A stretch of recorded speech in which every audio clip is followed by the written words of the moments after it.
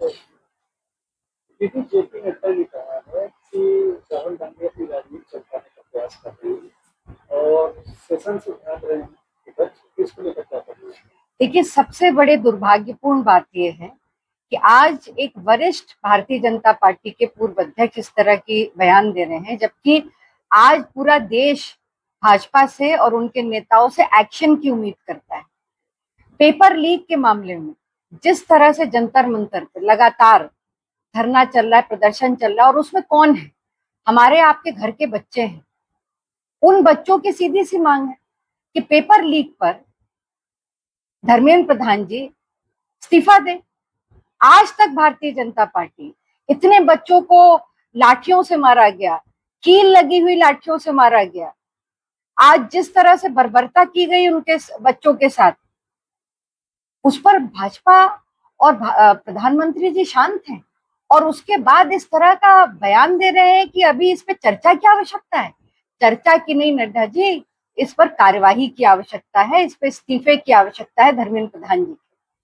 दूसरी बात, राहुल गांधी जी माननीय प्रधानमंत्री जी से उनके आवास तक उन्होंने मार्च करके केवल उनसे जवाब ही तो चाहते थे।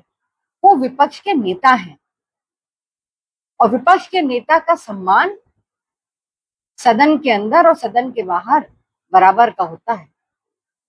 जिस तरह से दिल्ली की पुलिस, जो केंद्र द्वारा नियंत्रित है, उन्होंने जिस तरह से राहुल गांधी जी के साथ अमानवीय व्यवहार किया, ये पूरी तरह से लोकतंत्र की हत्या है।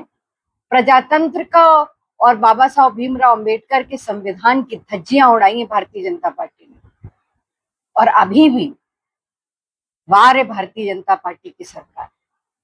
बेटियों को बेटी बचाओ बेटी पढ़ाओ का नारा देने वाली भारतीय जनता पार्टी की सरकार ने किस बर्बरता के साथ उन बेटियों के साथ अभद्रता की पुलिस ने, और लाठियों से मारा। उसके बाद भी अभी चर्चा करने के लिए उनके पास समय है। अरे धर्मेंद्र प्रधान जी का इस्तीफा कराइए, उसके बाद चर्चा करने को तैयार है। यही तो मांग है ना। मैं इस बात को पूरी तरह से यही कहूंगी कि ये लोकतंत्र की हत्या की गई है। इस देश के नौजवानों के साथ भारतीय जनता पार्टी ने जो दुर्व्यवहार किया है, इसका खामियाजा भारतीय जनता पार्टी को भुगतना पड़ेगा। ये देश, इस देश की माँ, इस देश के पिता जिन्होंने अपने बच्चों को खोया है, वो कभी माफ नहीं करेंगे।